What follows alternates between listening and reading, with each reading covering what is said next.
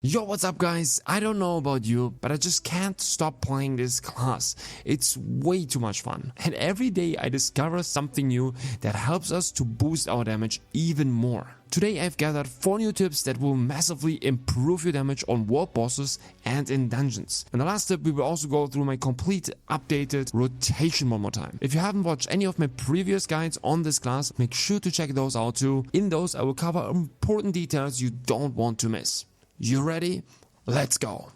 Okay, so the first question everyone is asking me, why do you have your orb in your main hand? Why do you not use your crossbow in your main hand, since you would be doing way more auto attacks with your crossbow? And this is for sure a good question. And why we are doing this is simply because of the passives. So the passive Rift Fracture and also Stellar Echo have base damage scaling. You see that here, for example, for Stellar Echo, 70% of the base damage. And for Rift Fracture, 121% of the base damage. What the game is doing here, it's always taking the base damage of your main hand. So for example, if you have the crossbow in your main hand, it takes this base damage. So the 103 damage to 449 damage. And if you have the orb in your main hand, then it uses the 210 to 609 base damage. So if you have the orb in your main hand, then Rift Fracture and also Stellar Echo will simply deal more damage. The base damage of the orb is just always higher, and that's why you want to have that in your main hand. Because especially Rift Fracture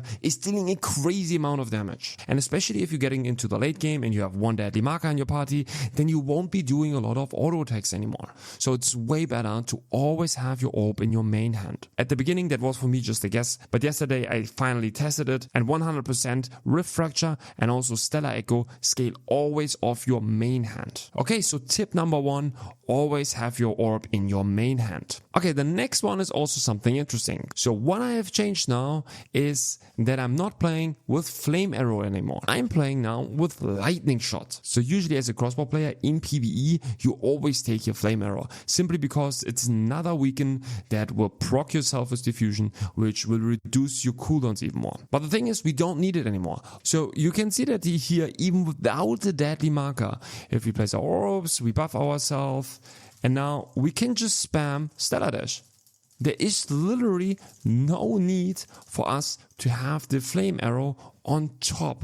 And the cool thing about Lightning Shot is that it just simply deals more damage. The initial shot deals more damage, and additionally we have a chance to shoot an additional projectile that deals even more damage. So as soon as you've gotten into the late game, it's for sure better to go here with a Lightning Shot instead of the Flame Arrow. Of course, if you're just starting out, it might be better to go early on with the Flame Arrow, but as soon as you got a little bit more cooldown speed and all the nice stats, then you won't need the Flame Arrows anymore. So then I would always suggest you go with the Lightning Shot, which first of all deals more damage, and secondly is also something different. We always play with Flame Arrow in PvE and with Frost Shot in PvP. Now we finally have a reason to actually play Lightning Shot. So second tip, go for Lightning Shot instead of Flame Arrow for Mother Nature Protest. Okay, so for the next tip, I want to talk about the satellite. So how the satellite works is, you have this little satellite flying around you. Now all your auto attacks deal more damage, so you shoot also some auto attacks from the satellite, and you also copy a Stellar Dash, so your main ability, from this little satellite. Now it's interesting that if you're in a group with other orb players,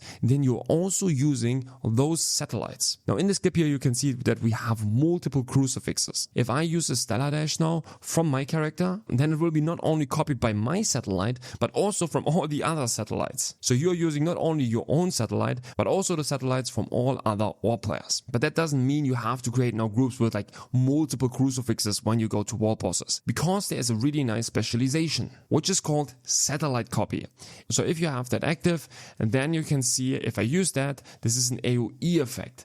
And everyone around you will also get this satellite. That means not only all the other crucifixes, but also the tank, the healer, whatever. Everyone gets this satellite over the head. And then you will of course use your Stellar Dash from each of those satellites. So if your party really groups up and you get the satellite on everyone, then you just shoot way more Stellar Dashes and you deal even more damage. So the satellite copy has a little bit of a shorter duration, but it's still really, really good. And you more or less in all cases always want to have have that. So on this tip, always play with satellite copy, especially if you don't have a lot of AWP players in your party. Okay, and for the last tip, I want to give you a little bit of an update on my current rotation because I play stuff now a little bit different to what I've been playing before. Okay, so first of all, we start of course with buffing ourselves. Here it's just important that you don't want to buff yourself too often. The problem is that you reduce the cooldowns from satellite and also from amplification well like crazy. So look at this, we buff ourselves.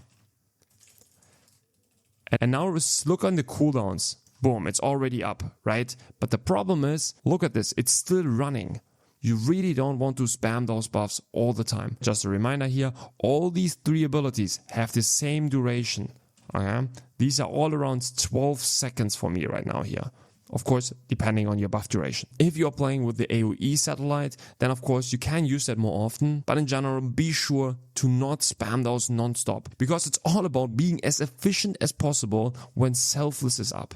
And just reapplying your buffs over and over, it's just a complete waste of time. Okay, so after we buff ourselves, we always use Detonation Mark. So Detonation Mark can be stacked 2 times. So you want to make sure that you also use it 2 times. Of course, if you are lucky, then the offhand weapon chance can proc and you have 2 stacks immediately on the target. But if you don't look on the target, always be sure to use it 2 times in a row. It's so important that you always have here 2 stacks on your target. At the beginning, I would always suggest you to spam this non-stop. It's not a big deal if you have already 2 stacks on it and you use it again. It will just reset the stats.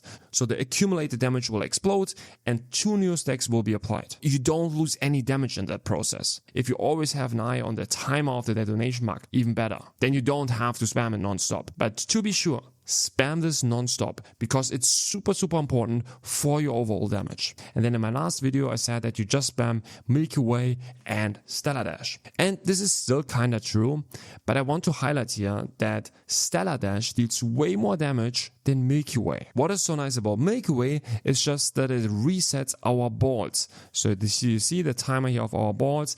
Every time we use Milky Way, it resets the timer. But the main damage will always come from Stellar Dash.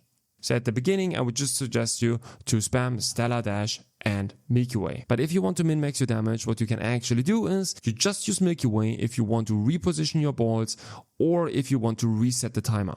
So that means, for example, we do our combo and now we just spam Milky Way more or less. And as soon as the balls run out, we use again our thingy, right? And bam, we use it again. Now, of course, we don't have a deadly marker. We have not so many satellites because we don't have any teammates. The cooldown is a little bit worse on Stellar Dash. But in the late game, you can literally just spam Stellar Dash right now. And in combination with Stellar Dash, I'm always trying then to spam my mana exchange. Even though I'm still not really good at it, I'm still running out of mana so many times. But yeah, you can min-max here a lot of things. It's like, if you just have like a good AWP management, so they never run out, you just use your Milky Way always in time, then you spam as many Stellar Dash as possible, and at the same time you use your mana exchange, and you don't use your buffs too often, you always have 2 detonation marks on the target.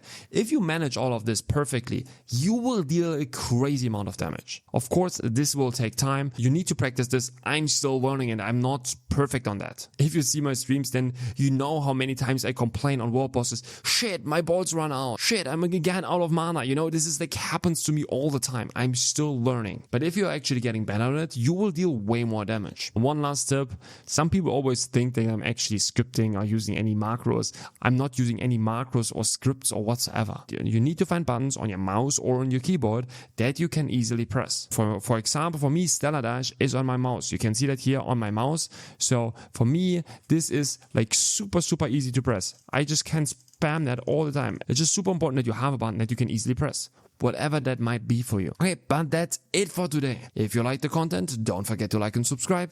Thanks for watching and see ya in the next one.